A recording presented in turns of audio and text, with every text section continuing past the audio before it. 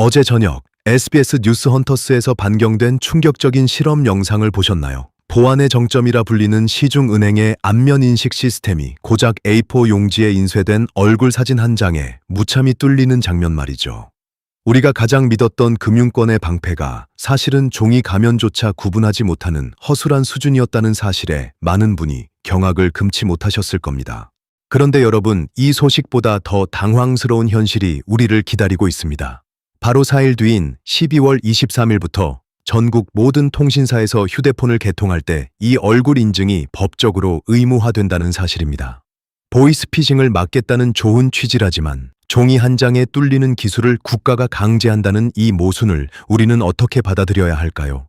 오늘 눈높이 경제 시선은 2025년 한겨울 우리 삶을 파고든 이 거대한 보안 실험을 정조준합니다.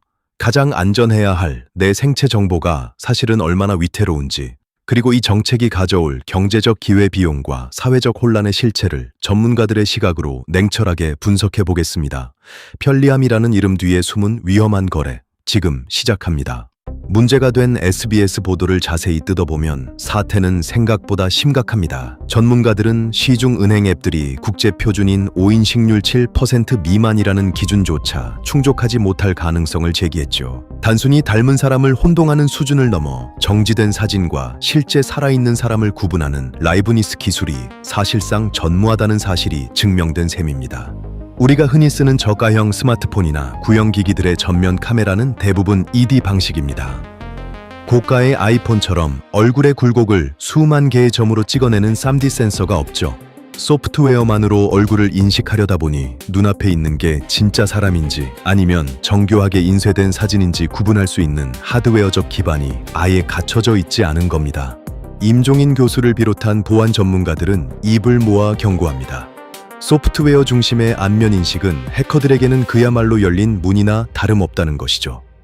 특히 딥페이크 기술이 나날이 발전하는 2025년 현재 사진 한 장으로 금융망이 뚫렸다는 것은 단순히 시스템의 실수가 아니라 우리 사회 보안 체계의 근간이 흔들리고 있다는 신호입니다. 이런 상황에서 정부는 오히려 속도를 내고 있습니다. 보이스피싱을 뿌리 뽑기 위해 모든 국민의 얼굴을 신분증 스캐너에 등록하고 대조하겠다는 것이죠. 팩트는 명확합니다. 방패는 이미 부서졌는데 그 부서진 방패를 모든 국민의 손에 쥐어주며 안전하다고 말하는 꼴입니다. 과연 누구를 위한, 무엇을 위한 의무화일까요? 당장 다음 주 월요일입니다. 전국의 모든 대리점과 직영점은 이제 신분증 스캐너 옆에 카메라를 설치해야 합니다. 휴대폰을 개통하려는 모든 고객은 카메라를 똑바로 응시해야 하고 시스템이 신분증 속 사진과 실물이 일치한다고 판정해야만 비로소 휴대폰을 손에 넣을 수 있습니다. 명예 도용을 막겠다는 정부의 의지는 단호해 보입니다. 정부가 내세운 논리는 간단합니다. 타인의 신분증을 훔쳐 개통하는 대포폰 범죄가 매년 수만 건에 달하니 본인 확인 절차를 가장 강력한 수단인 생체 인증으로 상향하겠다는 것이죠. 범죄 예방이라는 공익적 가치 앞에서 개인의 거부권은 뒷전으로 밀려났습니다. 이제 우리 얼굴은 선택이 아닌 필수 데이터가 된 것입니다. 현장의 우려는 벌써 뜨겁습니다. 화면이랑 실제 얼굴이 조금만 달라도 인증이 안 되는데 그럼 휴대폰을 아예 못 만드는 거냐는 고객들의 항의가 빗발치고 있죠. 조명이 어둡거나 최근에 성형 수술을 했거나 노화로 인해 신분증 사진과 인상이 달라진 경우 등 수많은 예외 상황에 대해 현장 대리점주들은 대책이 없다며 한숨을 내쉽니다. 더 큰 문제는 이 과정에서 수집된 안면 정보가 어떻게 관리되느냐는 것입니다. 통신사 서버에 저장될지 아니면 정부 통합망에 남을지, 그리고 그 보안 수준이 앞서 본 은행권처럼 허술하지는 않을지 그 누구도 확신하지 못합니다. 단 4일 뒤 우리는 거대한 국가적 생체정보 등록 실험의 피실험자가 되는 셈입니다. 보안의 기본 원칙은 가장 강력한 수단은 가장 마지막에 사용하는 것입니다. 하지만 안면 정보는 다릅니다. 비밀번호는 털리면 바꾸면 그만이지만 내 얼굴은 죽을 때까지 바꿀 수 없는 영구적인 정보죠. 만약 정부나 통신사의 서버가 해킹되어 수천만 명의 안면 데이터가 유출된다면 그것은 돌이킬 수 없는 재앙이 됩니다. 여기서 보안의 역설이 발생합니다. 명예 도용을 막기 위해 도입한 얼굴 인증이 오히려 해커들에게는 전 국민의 생체 마스터키를 한 번에 획득할 기회를 제공하게 되는 셈이니까요. 특히 이번 은행 사태에서 보듯 기술력이 완벽하지 않은 상태에서의 의무화는 대포폰은 못 막으면서 선량한 시민의 생체 정보만 노출하는 꼴이 될 수 있습니다. 딥페이크의 위협도 간과할 수 없습니다. 이제는 AI가 사진 몇 장만으로 눈을 깜빡이고 말을 하는 가상의 인물을 만들어내는 시대입니다. 정부의 인증 시스템이 실시간 생체 반응인 라이브니스 체크를 얼마나 정교하게 수행할지 의문입니다. 눈 깜빡임 한 번에 보안이 뚫린다면 보이스피싱범들에게는 오히려 더 강력한 무기가 주어지는 셈이죠. 결국 기술적 완성도가 담보되지 않은 행정편의적 의무화는 보안의 사각지대를 더욱 넓힐 뿐입니다. 우리는 편리함을 위해 너무나 큰 담보를 맡기고 있는 것은 아닐까요? 생체 정보라는 영구적 자산을 담보로 한 이 거대한 실험의 비용은 결국 우리 국민 모두가 짊어지게 될 가능성이 큽니다. 경제학적으로 볼 때 모든 보안 강화는 거래 비용의 증가를 수반합니다. 휴대폰 개통 시간이 평소보다 2배 이상 길어지고 시스템 오류로 인해 발길을 돌려야 하는 고객들의 시간 가치, 그리고 이 모든 장비를 설치하고 운영하는 데 드는 수천억 원의 사회적 비용까지. 과연 이 비용이 보이스피싱 예방액보다 적다고 단정할 수 있을까요? 특히 알뜰폰 대리점이나 영세 판매점들은 비상입니다. 의무화에 필요한 고사양의 스캐너와 카메라를 도입하는 비용도 부담이지만 기술 조작에 서툰 직원이 인증 실패를 겪으며 허비할 인건비 또한 적지 않습니다. 보안이라는 이름 아래 중소 유통망의 생존권이 위협받고 있다는 아우성도 들려옵니다. 금융권에서는 5인식률 1%를 낮추기 위해 수조 원을 쏟아붓습니다. 하지만 통신 대리점이라는 열악한 환경에서 그 정도의 정밀도를 기대하기란 불가능에 가깝습니다. 결국 정부가 밀어붙이는 이 정책은 하드웨어 인프라가 뒷받침되지 않은 채 소프트웨어적 흉내만 내는 것이 아니냐는 비판에서 자유로울 수 없습니다. 기회 비용은 여기서 끝이 아닙니다.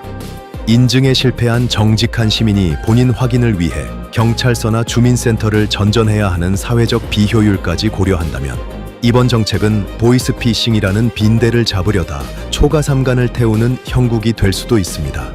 실질적인 효용에 대한 정밀한 경제성 검토가 선행되었어야 했다는 지적이 나오는 이유입니다. 기술의 진보는 늘 약자를 소외시킵니다. 스마트폰 카메라 앞에 서서 눈을 깜빡이세요라는 지시를 따르는 것이 누군가에게는 너무나 쉬운 일일 수 있지만 거동이 불편한 장애인이나 눈이 침침한 고령층에게는 거대한 장벽입니다. 기계와 소통하는 법을 모르는 노인들에게 카메라 렌즈는 그저 공포의 대상일 뿐입니다. 기사에서도 지적했듯 디지털 소외 현상은 이번 의무화 정책의 가장 아픈 지점입니다. 보호자와 동행하지 않으면 휴대폰 하나 바꾸기 힘든 세상. 내 얼굴을 기계가 몰라봐서 개통을 거절당했을 때 그분들이 느낄 박탈감과 모멸감은 숫자로 계산할 수 없습니다. 모두가 누려야 할 보편적 서비스가 기술이라는 필터로 걸러지고 있는 셈입니다. 이미 우리는 키오스크 앞에서 작아지는 부모님들의 모습을 보아왔습니다. 이제 그 당혹감은 단순히 주문을 포기하는 수준을 넘어 사회적 소통의 단절로 이어집니다. 휴대폰 없이는 본인 인증도 결제도 불가능한 한국 사회에서 얼굴 인증 실패는 곧 사회적 신분 박탈과 다름없기 때문입니다. 정부는 불편하더라도 안전이 우선이라고 말합니다. 하지만 그 불편함이 특정 계층에게만 집중된다면 그것은 공정한 정책이라 할 수 없습니다. 보안을 위해 누군가의 일상을 희생시키는 것이 정말 2025년 대한민국의 최선일까요? 우리는 기술이 인간을 돕는 도구인지 아니면 감시하고 선별하는 도구인지 다시 물어야 합니다.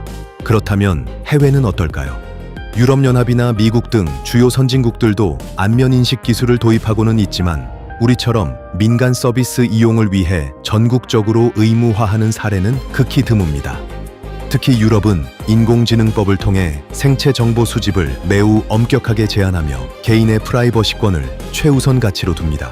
우리의 속도전은 늘 놀랍지만 이번에는 그 속도가 독이 될 수 있습니다.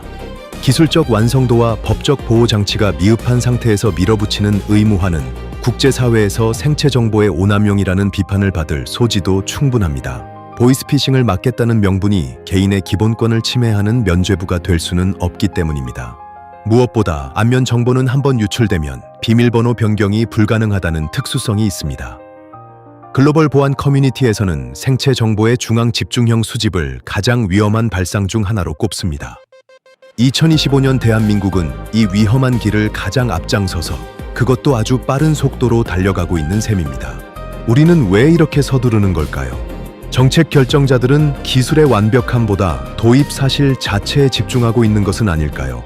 선진국들이 조심스럽게 접근하는 생체 정보 의무화를 우리는 단 몇 달 만에 전국적으로 시행하려 합니다. 이 속도전의 끝에 기다리고 있는 것이 안전인지 아니면 거대한 보안 공백인지 우리는 지켜봐야 합니다. 냉정하게 짚어봅시다. 보이스피싱의 핵심은 기술의 부족이 아니라 사람의 심리를 파고드는 기만입니다. 대포폰을 막는다고 해서 사기가 사라질까요? 범죄자들은 늘 새로운 구멍을 찾아낼 것입니다. 얼굴 인증이 의무화되면 이제는 노인들의 얼굴을 딥페이크로 합성하거나 아예 협박해서 인증을 강요하는 신종 범죄가 등장할지도 모릅니다. 본질을 외면한 기술적 통제는 더 큰 풍선 효과를 부릅니다. 23일부터 시행되는 이 정책이 보이스피싱 예방에 기여할 수도 있겠지만 그로 인해 발생하는 생체 정보 탈취라는 새로운 위험 시장을 형성하는 꼴이 될 수도 있습니다. 보안을 위해 가장 소중한 것을 내놓으라는 요구, 이것이야말로 가장 거대한 사회적 거래 비용입니다. 우리는 기술이 모든 문제를 해결해 줄 것이라는 환상에서 깨어나야 합니다. 진정한 보안은 탄탄한 기술력 위에 개인의 권리가 존중받고 사고 발생 시 책임 소재가 명확할 때 완성됩니다. 지금처럼 일단 의무화하고 부작용은 나중에 보자는 식의 접근은 국민을 거대한 베타 테스터로 만드는 일과 다름없습니다. 전 국민의 얼굴 데이터가 국가적 자산이자 동시에 거대한 표적이 된 시대. 우리는 편리함과 안전이라는 두 마리 토끼를 쫓으려다 정작 가장 지켜야 할 프라이버시라는 집을 비워두고 있는 것은 아닌지 되돌아봐야 합니다. 12월 23일, 그날 이후에 대한민국은 그 이전과는 완전히 다른 나라가 될 것입니다. 우리가 할 수 있는 것은 무엇일까요? 우선, 내 생체 정보를 제공할 때 그 목적과 저장 방식을 꼼꼼히 따져야 합니다. 비록 의무화라 할지라도 부당한 정보 수집이나 관리 소홀에 대해서는 끊임없이 목소리를 내야 하죠. 또한 안면 인증 하나에만 의존하지 말고 2단계 인증과 같은 보조수단을 적극적으로 활용하는 습관이 필요합니다. 정부와 통신사 역시 단순히 얼굴 사진을 대조하는 수준을 넘어 전문가들이 지적한 라이브니스 체크 기술을 국제 표준 수준으로 대폭 강화해야 합니다. 하드웨어 기반의 보안이 어렵다면 최소한 눈 깜빡임이나 고개 돌리기 같은 실시간 반응 검사를 의무화하여 종이 가면 따위에 뚫리는 망신은 피해야 할 것입니다.